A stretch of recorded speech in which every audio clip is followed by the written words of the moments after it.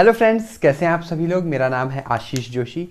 आज हम बात करेंगे नेशनल फार्मास्यूटिकल प्राइसिंग अथॉरिटी के बारे में। देखिए पिछली बार मतलब पिछले समय तक, कुछ समय पहले तक क्या होता था कि ड्रग की प्राइसिंग का कोई भी रूल नहीं था इंडिया में। ठीक है, जिसका जो मन करता था उसी बेसिस पे प्राइस जो है ड्रग की दे देता था। कहीं पैरासीटामोल 5 रुपए की मिलती थी, कहीं 50 रुपए की मिलती थी। ठीक है, तो इसको कंट्रोल में करने के लिए क्या हुआ, एक पूरी कमेटी बनाई गई। उसके अंतर्गत कुछ रूल्स हैं, रेगुलेशन से बहुत सारी चीजें हैं। ठीक है, ये क्या है आपका नेशनल फार्मास्यूटिकल प्राइसिंग अथॉरिटी। ठीक है, यहां लिख देता हूं मैं, नेशनल फार्मास्यूटिकल प्राइसिंग अथॉरिटी। ठीक है, यह है आपका। अब देखिए, अब ध्यान से समझिएगा कि इसमें होता क्या है आपका। ठीक है, इसमें क्या होता है कि भैया मेन प्रॉब्लम क्या है कि जो ड्रग है, ठीक है, जो मेडिसिन है वो आम पब्लिक तक पहुंचनी चाहिए। वो बहुत ही ज़रूरी है, जनरल पब्लिक तक पहुंचनी बहुत ज़रूरी है। ठीक है, अब भाई जो अमीर बंदा है वो तो जैसे तैसे दवाइयाँ ले ही लेगा, लेकिन जो गरीब बंदा है या जो मिडिल क्लास फैमिली के बंदे हैं, हम जैसे जो लोग हैं, वो एकदम हाई प्राइस भी क्यों लें जब भाई वो दवाई की कॉस्टिंग ही बहुत सस्ती है। बहुत सस्ती में जब दवाइयाँ बन जाती है तो इसको हम इतने महंगे में क्यों बेचें। ठीक है, तो इसके लिए जो है एक DPCO, drug price control order करके एक गवर्नमेंट ने निकाला था। ठीक है, जिसका नाम था आपका DPCO, drug price control order. ठीक है, तो क्या किया था, ये किसने निकाला था, गवर्नमेंट ने निकाला था। और इसके अंतर्गत जो है देखे जाते थे कि देखो 1955 में आपका 1955 में क्या आया था, नेशनल इसेंशियल कमोडिटीज एक्ट आया था कि भाई जो इसेंशियल ड्रग्स हैं, इसेंशियल चीज़ें हैं, उनकी एक प्राइसिंग होनी चाहिए। ठीक है, एक मिनिमम प्राइसिंग होनी चाहिए उसकी, मतलब जितना हो सके कम से कम प्राइसिंग होनी चाहिए, जिससे वो चीज़ें जो है आम पब्लिक तक, जो है आम नागरिक तक पहुंच सके। ठीक है, उसी के लिए जो है ये एक्ट आया था। ठीक है, अब इस एक्ट के ऑब्जेक्टिव क्या क्या है, ठीक है, क्यों आया था ये एक्ट, मेन इसके क्या क्या ऑब्जेक्टिव हैं, जैसा कि मैंने आपको बता दिया है इसके क्या क्या ऑब्जेक्टिव है। ठीक है, पहला ऑब्जेक्टिव इसका क्या है कि ये क्या करता था, to regulate the equable distribution of essential bulk drug. ठीक है, अब ये बल्क ड्रग क्या होती है ये तो हम सब डिफिनेशन में पढ़ेंगे, लेकिन सबसे पहला जो इसका ऑब्जेक्टिव था, उद्देश्य था, अब देखिए, ठीक है, वो क्या था कि भैया सभी को इक्वल प्राइस होना चाहिए। ऐसा नहीं है कि कहीं प्राइस, कोई अमीर है तो उसको बहुत ज़्यादा प्राइस में दे दिया, कोई गरीब है तो उसको बहुत सस्ता दे दिया, या इसका वाइस वर्सा। ठीक है, आप कुछ भी बोल सकते हैं। और to fix the maximum retail price of essential bulk drug. ठीक है, जो मैक्सिमम रिटेल प्राइस है कि ज़्यादा से ज़्यादा कितने में आप खरीद सकते हैं, ठीक है, बेच सकते हैं। तो ये सब जो है डिफाइंड होना चाहिए, एक रूल होना चाहिए इसका। ठीक है, रूल्स एंड रेगुलेशंस होनी चाहिए। तो उसके लिए आया, अब इसमें ना 3 स्केड्यूल आए, स्केड्यूल फर्स्ट, स्केड्यूल सेकेंड और स्केड्यूल थर्ड। ठीक है, 3 स्केड्यूल इसके अंदर आए।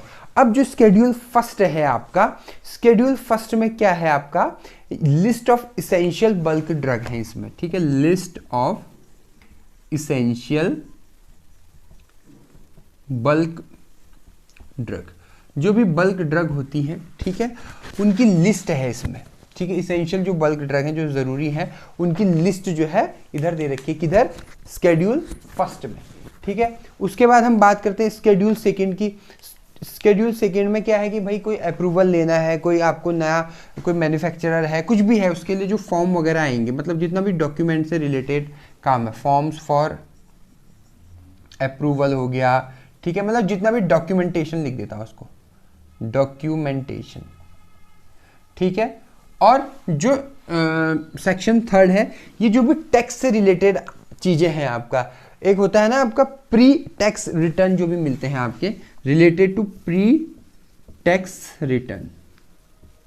ठीक है, तो टैक्सेशन से रिलेटेड जितनी भी चीज़ें हैं आपकी, वो सब किस में आएगा, आपका स्केड्यूल थर्ड में आएगा। ठीक है, यहाँ तक आपको समझ में आ गया, ये ऑब्जेक्टिव है इसके, और ये इसके 3 क्या है, इसको हम क्या बोलेंगे, ये स्केड्यूल्स हैं, क्लासेस ऑफ स्केड्यूल्स हैं ये।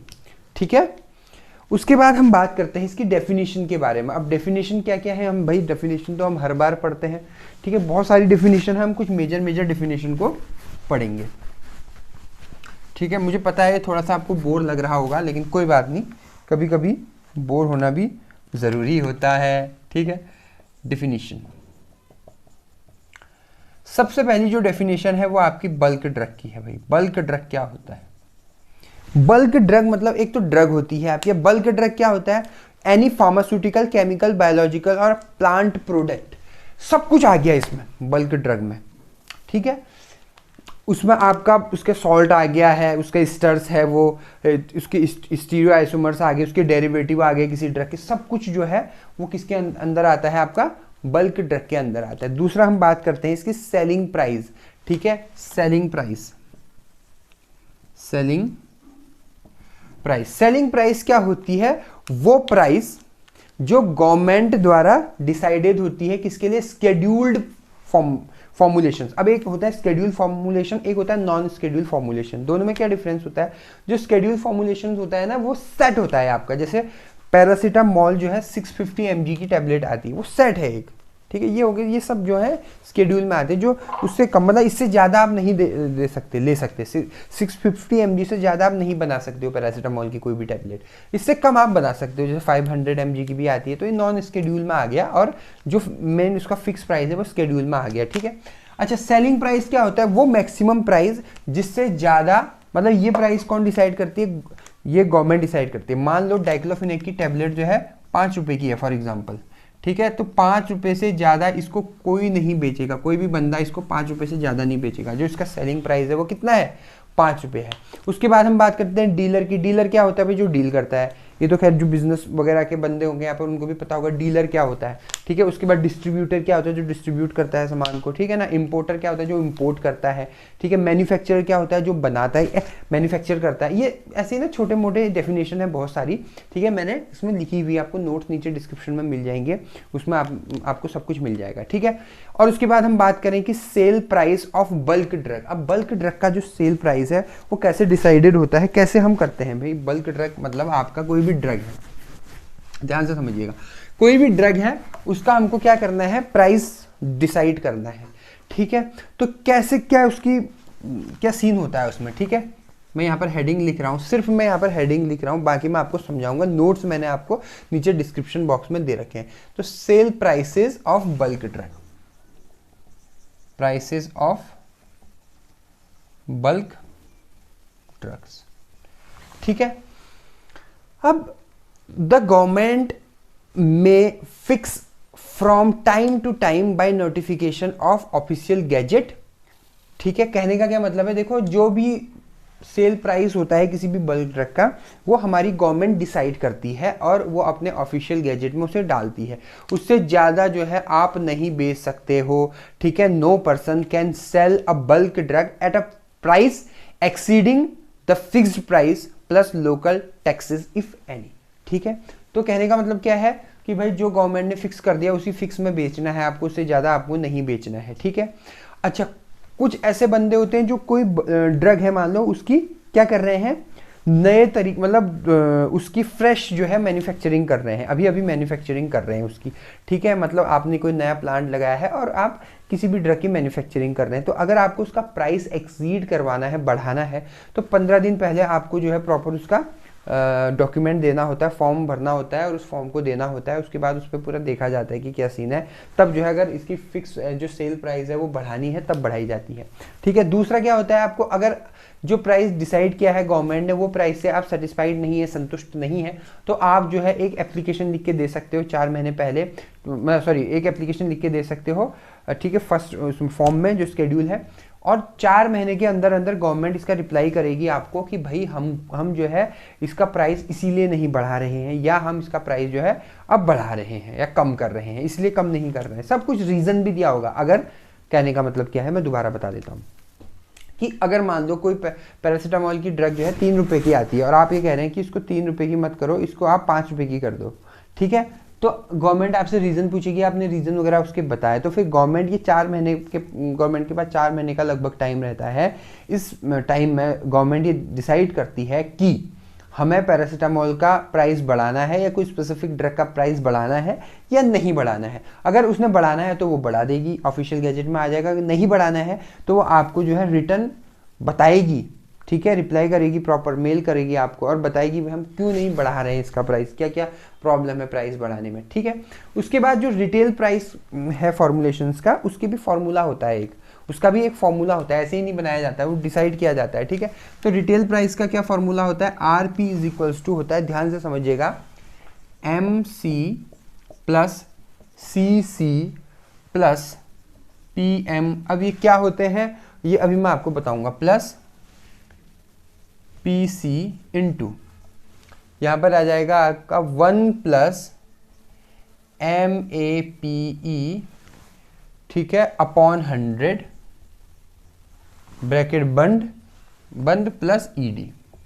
ये फॉर्मूला होता है, ये एग्जाम में आ सकता है, इसलिए इसको याद कर देना, एकदम रट देना। ये क्या है इसका फॉर्मूला, ठीक है। अब कौन क्या है यहाँ पर बता देता हूँ। जो RP है आपका वो हो गया आपका रिटेल प्राइस, ठीक है। MC यहाँ पर है आपका मटेरियल कॉस्ट, ठीक है। उसके बाद CC है आपका कन्वर्जेशन कॉस्ट, ठीक है।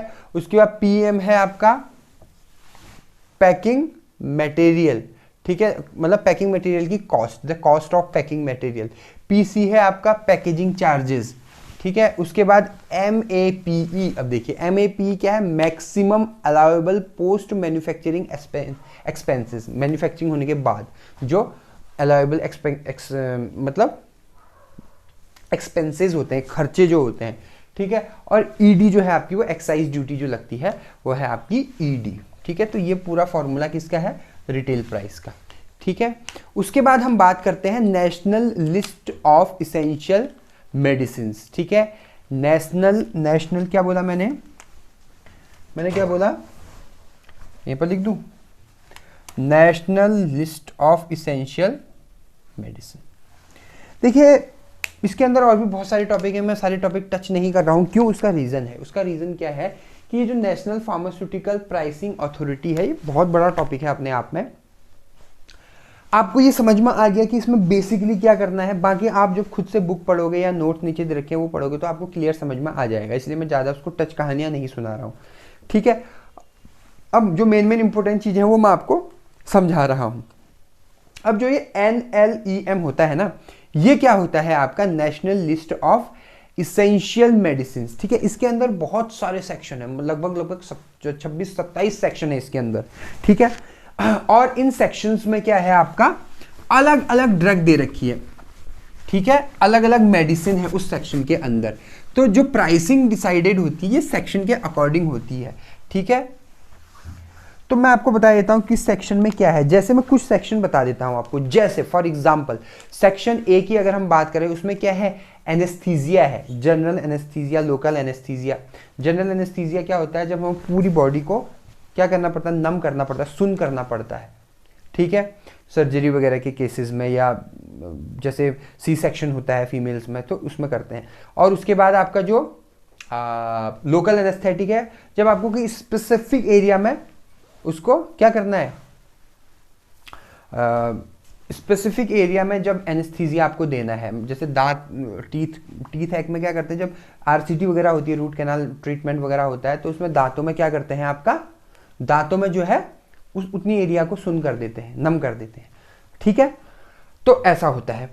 ये किस में आ गया, सेक्शन 1 में आ गया। सेक्शन 2 में क्या है, एनाल्जेसिक है, एंटीपायरेटिक है और एनसेड्स हैं, non steroidal anti inflammatory medicine हैं, ठीक है। ऐसे मेडिसिन हैं जो गाउट के लिए यूज होते हैं, medicine use to treatment of gout and rheumatoid disorders, ठीक है, रेमेटॉइड अर्थराइटिस वगैरह में यूज करते हैं। सेक्शन C की बात करें तो उसमें क्या है, एनाल्जेसिक्स हैं उसमें, ठीक है, एंटी एलर्जिक्स हैं उसमें, ठीक है। उसके अलावा सेक्शन D की बात करें तो उसमें क्या है, एंटीडोट्स हैं, ठीक है, और जो भी सब्सटेंस हम पॉइजनिंग वगैरह के लिए यूज करते हैं वो कुछ है, ठीक है। सेक्शन 5 की बात करें, एंटी कन्वल्जेंट एजेंट है, एंटी इपिलेप्टिक एजेंट है, जो मिर्गी के दौरे मिर्गी, इपिलेप्सी को क्या बोलते हैं, मिर्गी बोलते हैं, तो मिर्गी के लिए जो ड्रग देते हैं उनको बोलते हैं एंटी इपिलेप्टिक ड्रग, तो वो है इसमें। सेक्शन 6 में है आपका एंटी इन्फेक्टिव मेडिसिन है, एंटी बैक्टीरिया हेमेंटिंग वगैरह इसमें कुछ है, ठीक है। सेक्शन 7 में क्या है आपका, एंटी माइग्रेन मेडिसिन है, माइग्रेन के लिए जो हम यूज़ करते हैं। सेक्शन 8 की बात करें तो एंटी न्यूप्लास्टिक एजेंट है, इम्यूनोसप्रेसेंट है, जब इम्यूनिटी जैसे कैंसर वगैरह में क्या हम क्या करते हैं, इम्यूनिटी को हमें डाउन करना होता है तो इम्यूनोसप्रेसेंट दे देते हैं जो इम्यूनिटी को सप्रेस कर देते हैं। क्यों करना होता है हमको इम्यूनिटी डाउन, इम्यूनिटी तो हमको हाई करनी चाहिए। कभी कभी कुछ केसेस में ऐसा होता है, इसका पूरा मैकेनिज्म मैं आपको कभी आराम से समझाऊंगा, ठीक है। उसके बाद है आपका सेक्शन 9 है एंटी पार्किंसन में होता है। खैर ये 27 है, मैं एक एक का नाम तो नहीं ले रहा हूँ, मतलब मोटा मोटा मैंने 9-10 आपको बता दिए हैं।